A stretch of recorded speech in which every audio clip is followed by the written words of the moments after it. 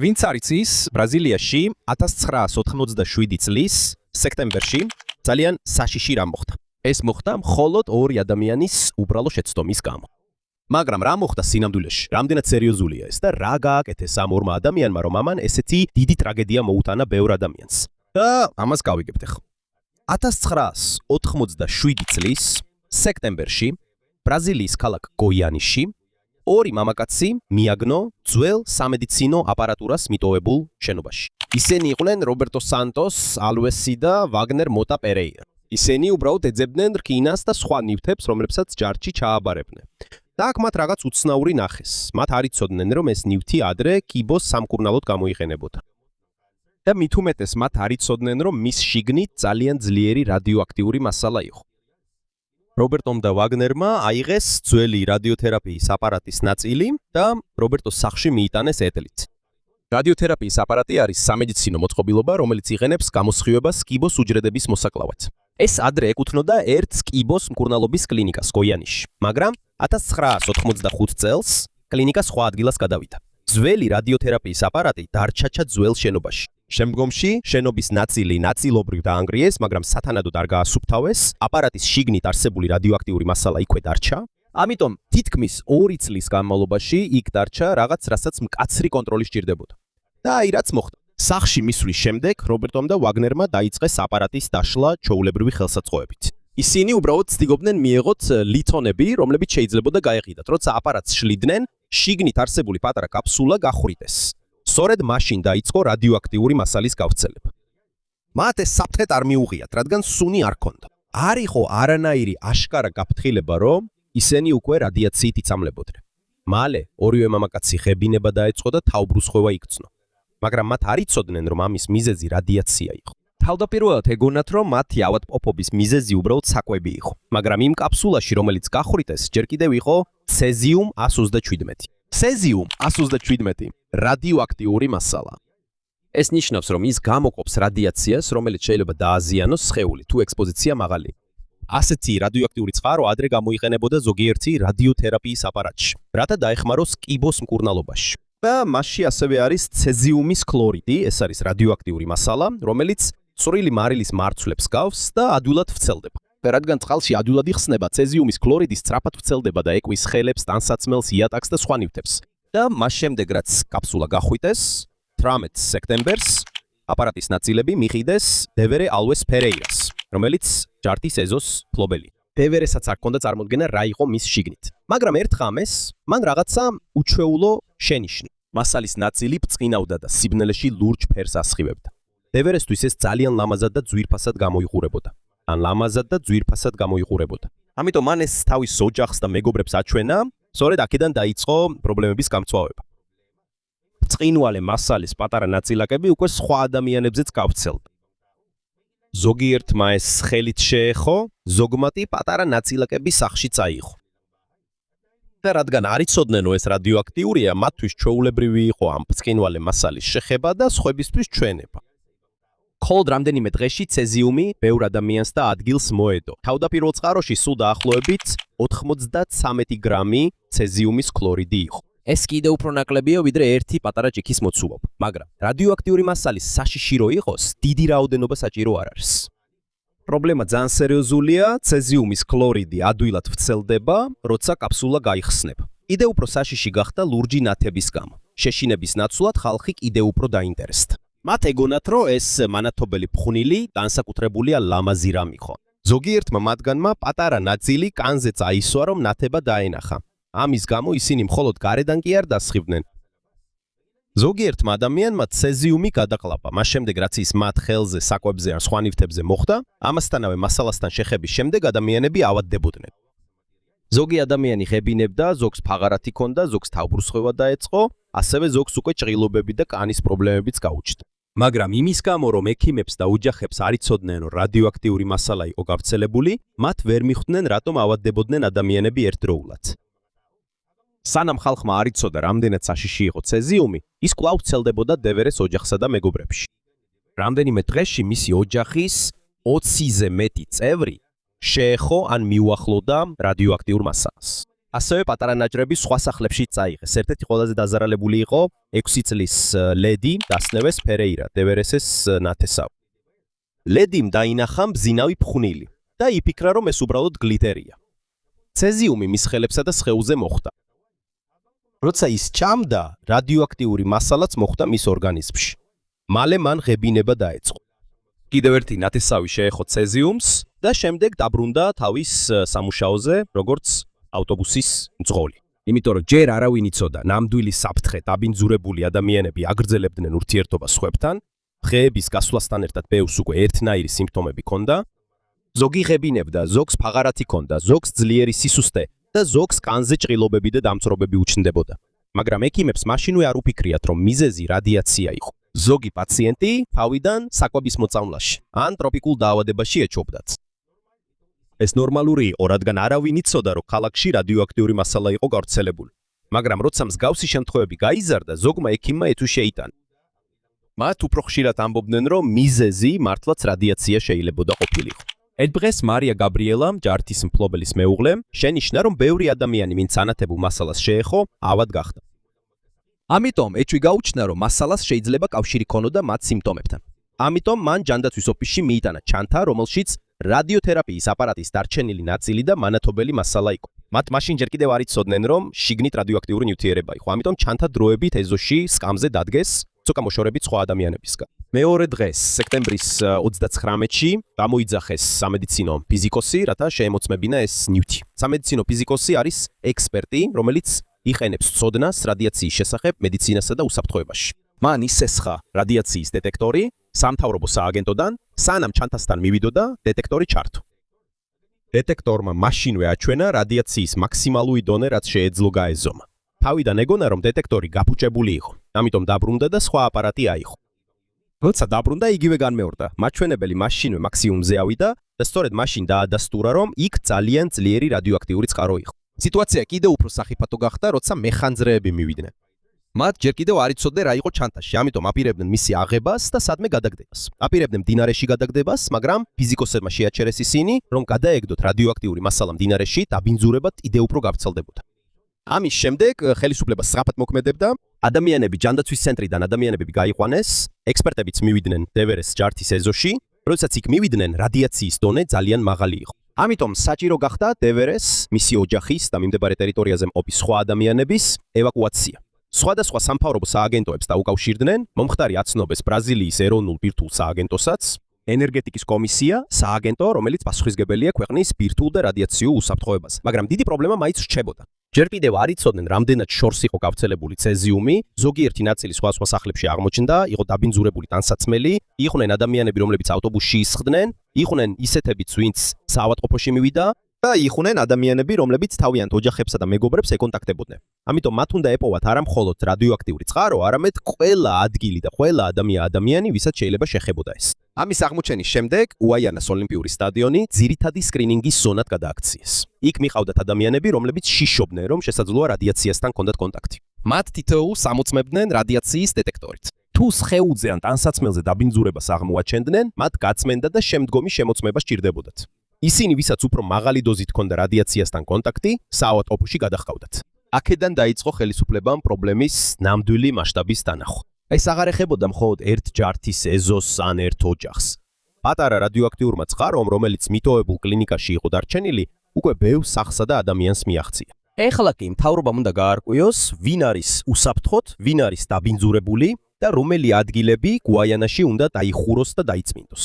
როდესაც სულ უფრო მეტი ადამიანი მიდიოდა ოლიმპიურ სტადიონზე გასასინჯად, ხელისუფლებამ დაიწყო იმ ადამიანების გამოყოფა, ვისაც დაბინძურება აღმოაჩნდა. ვინც კანისა თუ ტანსაცმლის ზედაპირზე რადიოაქტიური მასალა აღმოაჩნდათ, აბანავებდნენ და ახალ ტანსაცმელს აცმევდნენ. მათი ტანსაცმელი ცალკე პაკეტში თავსდებოდა, რათა ცეზიუმი სხვებზე აღარ გავრცელებულიყო. უბრალოდ აბანა დიდ დახმარებას წარმოადგენდა. ბევრ შემთხვევაში სხეულზე რადიაციის დონე მნიშვნელოვნად მცირდება, როდესაც კანისა და ტანსაცმლის ზედაპირზე არსებული დაბინძურებული მტვერი მოიშორება. მაგრამ ასე მარტივი არ არის მათთვის, ვინც ცეზიუმი გადაკლაპა ან ჩაისუნთქა.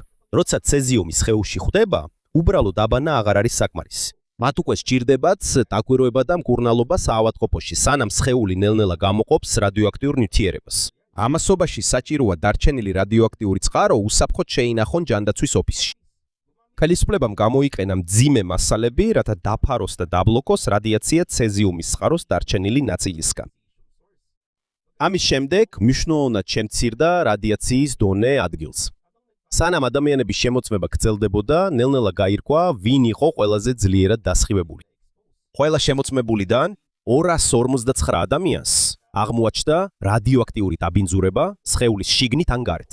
მათგან 20-ის საავადმყოფოში გადაყვანა დასჭირდა, რადგან მათი მდგომარეობა უფრო მძიმე იყო. ყველაზე მძიმე შემთხვევების ბევრს რადიაციული დამწრობები ჰქონდა. ზოგს შეშუპებული და გაცითლებული კანი ჰქონდა, ზოგს ბუშტუკები გაუჩნდა, სხვებს კი კანი და ქსოვილები დაუზიანდათ სხეულის იმ ნაწილზე, სადაც დიდხანს ჰქონდათ შეხება ცეზიუმთან.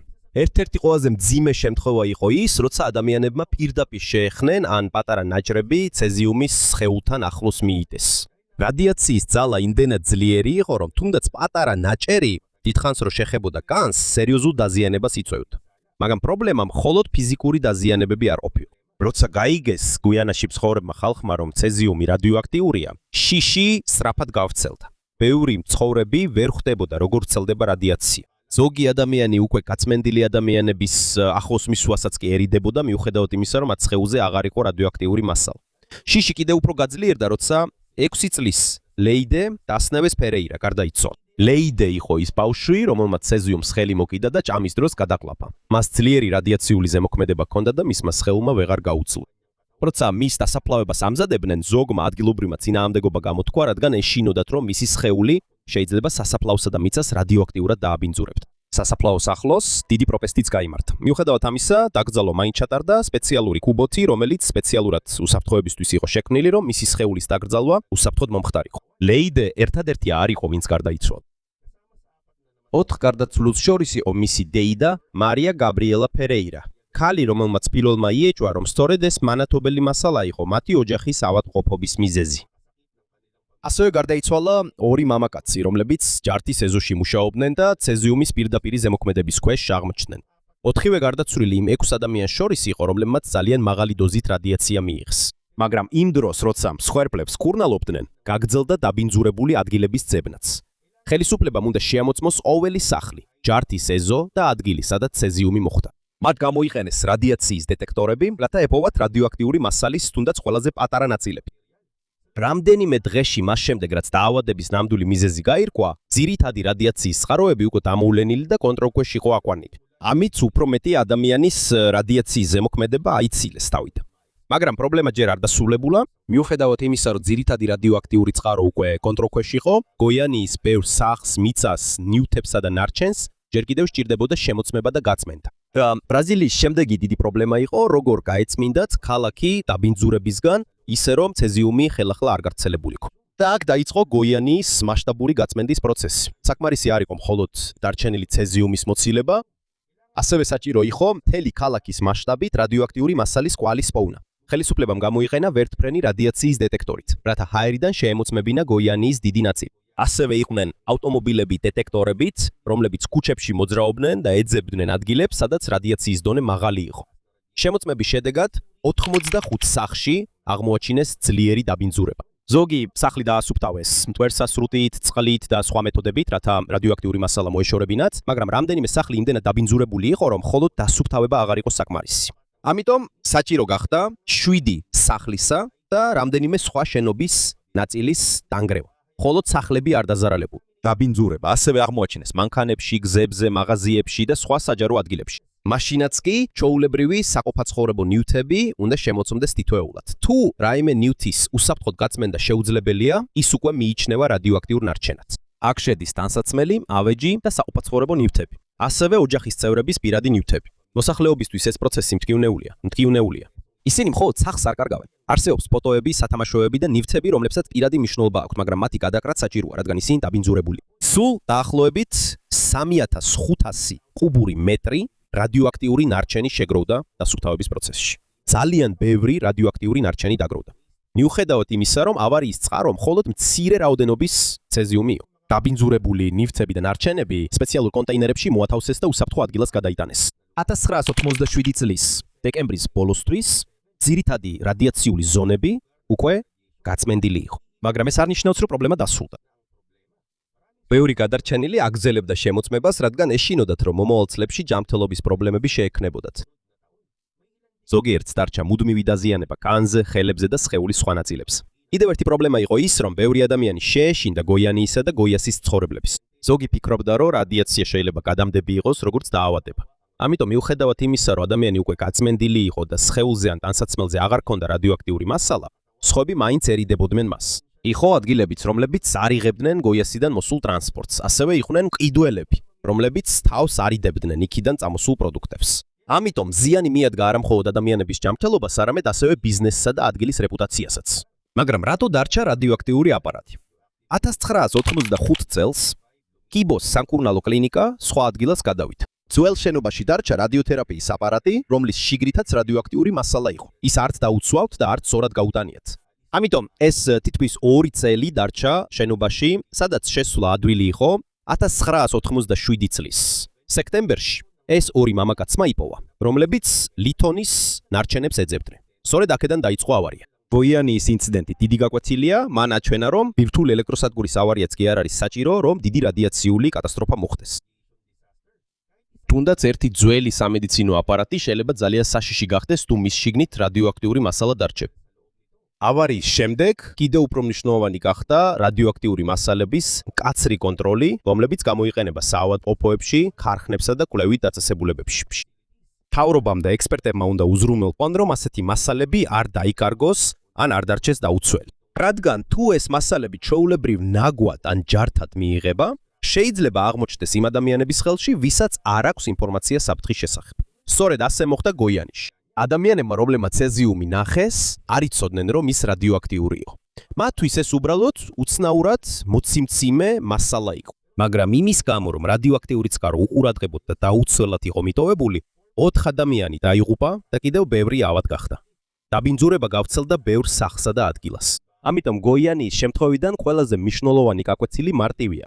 რადიაცია შეიძლება საშიში იყოს მაშინაც, როცა მას ვერ ხედავ და სუნსაც ვერ გრძნობ. რადიოაქტიური მასალა საჭიროა სათანადოდ იყოს დაცული მისი გამოყენებიდან დაწყებული უსაფრთხო შენახვამდე ან განადგურებამ. რაც მოხდა გოიანიაში, ბრაზილიაში, არ არის ერთადერთი შემთხვევა. სოფლიოს სხვა ნაწილებში ასევე დარჩა, დაიკარგა ან მოხვდა რადიოაქტიური აპარატები ისეთ ადამიანებთან, რომლებსაც არ იცოდნენ ნამდვილად საშიშია ისინი. და ბევრ შემთხვევაში იგივე მოხდა. ის ჩვეულებრივ რკინად მიიჩნიეს, წაიღეს ჯართის საწყობში და დაშალეს. და სანამ ხალხი მიხვდებოდა ნამდვილ საფრთხეს, უკვე იყვნენ ადამიანები, რომლებიც ძლიერ რადიაციას დაექვემდებარნენ. ამას ერთ-ერთი ყველაზე დიდი მაგალითი მექსიკაში მოხდა 1967 წელს. მექსიკის ქალაქ ხუარესის ერთ-ერთმა საავადმყოფომ შეიძინა ძველი რადიოთერაპიის აპარატი შეერთებული შტატებით. ისევე როგორც გოიანიის აპარატი, ეს მოწყობილობაც გამოიყენებოდა კიბოს სამკურნალოდ. თუმცა მის შიგნით სხვა რადიოაქტიური მასალა იყო. ამ აპარატში კობალტ-60 იყო მოთავსებული. კობალტ-60 არის რადიოაქტიური მასალა, რომელსაც შეუძლია ძალიან ძლიერი გამოსხივების გამოყოფა. რადგან საავადმყოფოს ჯერ არ ჰქონდა საკმარისი აღჭურვილობა აპარატის გამოსატანებლად, ის დროებით საწყობში განათავსეს. რამდენიმე წელი გავიდა და აპარატი თითქმის დაავიწყდათ.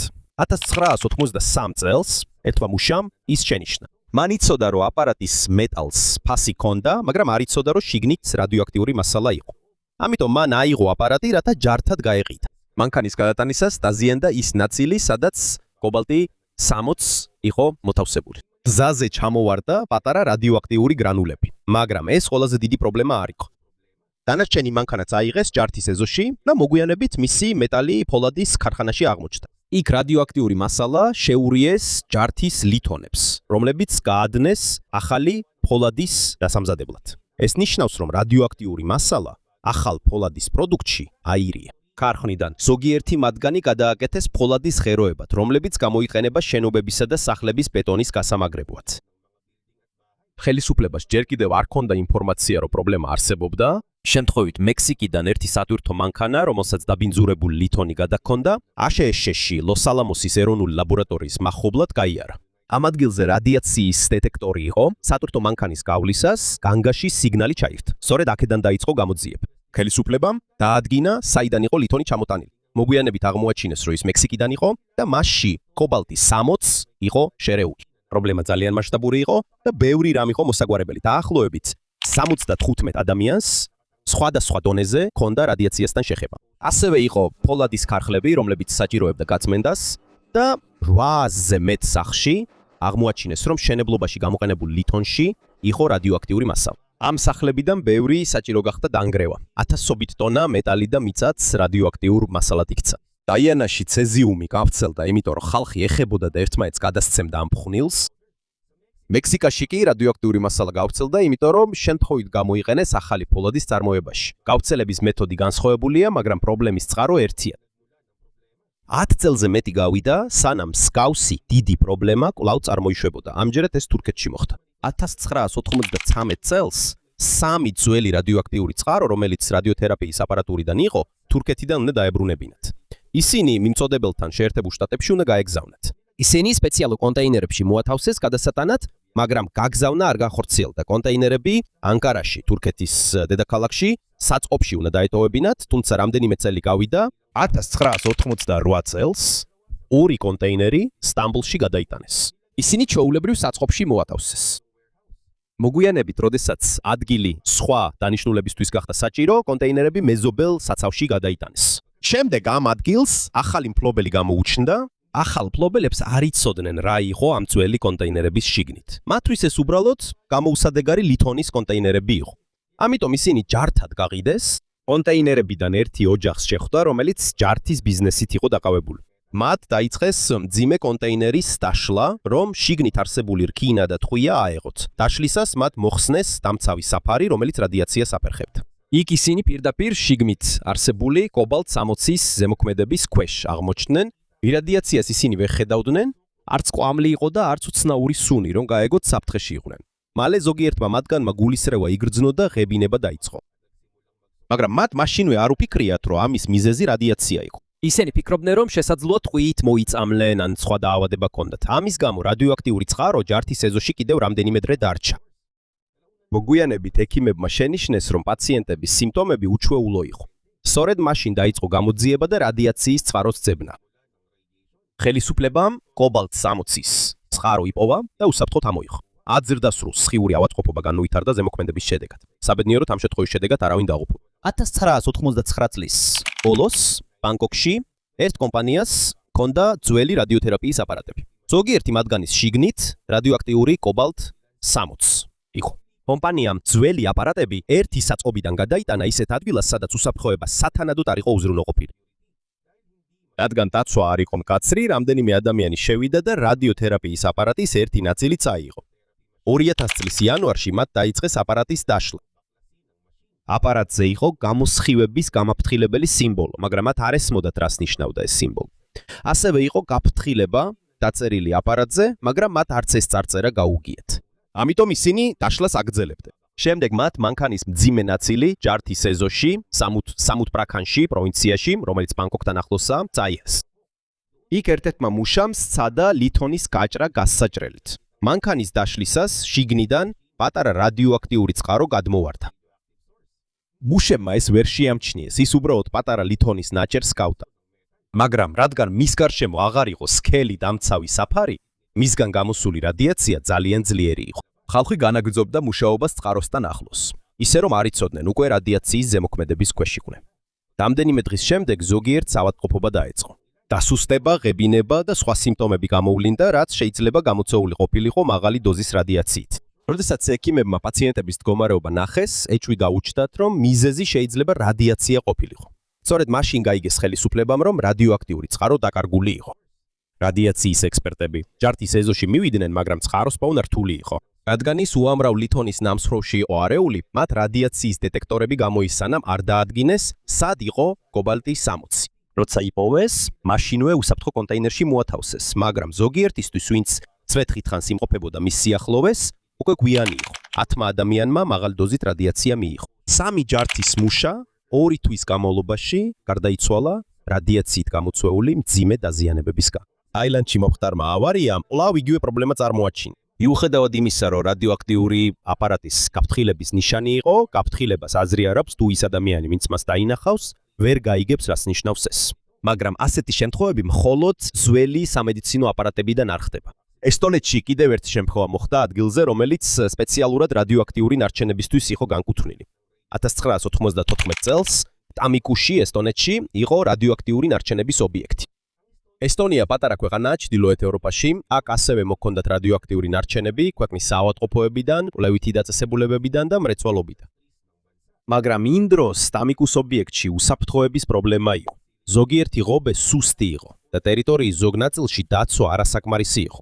1994 წლის 21 ოქტომბერს სამი ძმა უკანონოდ შევიდა ობიექტში. ისინი იქ წავიდნენ, რათა აეღოთ მეტალი, რომელიც შეეძლოთ გაეყიდათ. როცა ეძებდნენ, ნახეს მეტალის კონტეინერი. მათ არ იცოდნენ, რომ მის შიგნით რადიოაქტიური წყარო იყო. როდესაც ისინი კონტეინერს იღებდნენ, პატარა რადიოაქტიური წყარო გადმოვარდა. ერთმა კაცმა ის აიღო, რადგან პატარა იყო, ჯიბეში ჩაიდო და სოფელში წაიღო. არ იცოდა, რომ მას ცეზიუმი 127 მიქონდა. სანამ წყარო ჯიბეში ქონდა, ის ძალიან ახლოს იყო მის სხეულთან.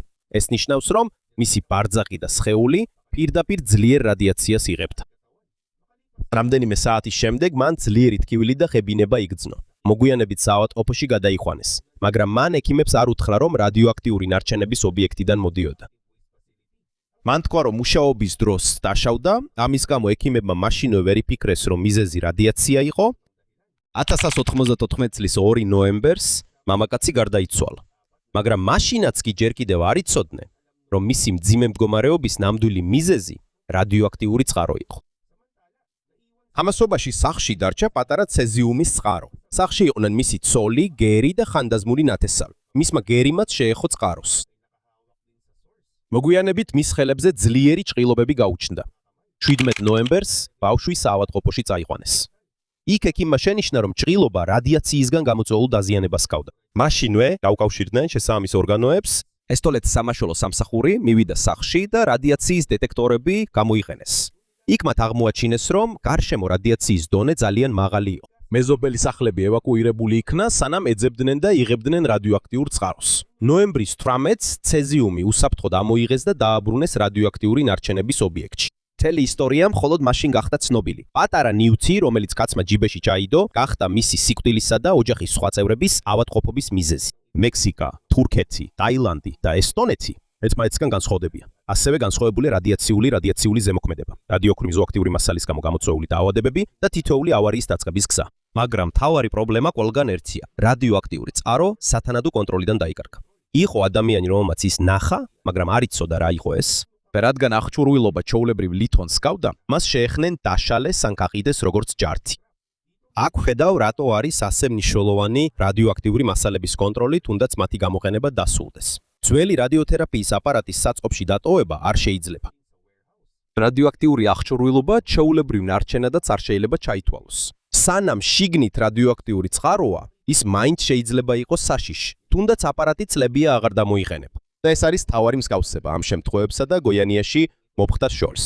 სასიკვდილო შემთხვევები არ დაწყებულა ბირთვული რეაქტორის საფეთქებით. ისინი დაიწყო იმიტომ, რომ პატარა რადიოაქტიური წყარო არასწორ ადგილას აღმოჩნდა. და იმ ადამიანებთან, ვისაც არანაირი წარმოდგენა არ ჰქონდა, რას ეხებოდნენ, ამიტომ ასეთი შემთხვევების შემდეგ უფრო მეტმა ქვეყანამ და საერთაშორისო ატომური ენერგიის სააგენტომ განსაკუთრებული ყურადღება დაუთმო რადიოაქტიური წყაროების სწორად აღრიცხვას, კონტროლს, გადატანასა და დანადგურებას. მარტივი მიზანია არ დაუშვან, რომ რადიოაქტიური წყარო პასუხისმგებელი პირის გარეშე დარჩეს. რადგან თუ კონტროლი დაიკარგა, შეიძლება პირველმა მასზე ჯართის ეზოში მომუშავე მუშამ, ჩვეულებრივმა ოჯახმა, ან უბრალოდ ჯართის მაძიებელმა ადამიანმა იპოვოს.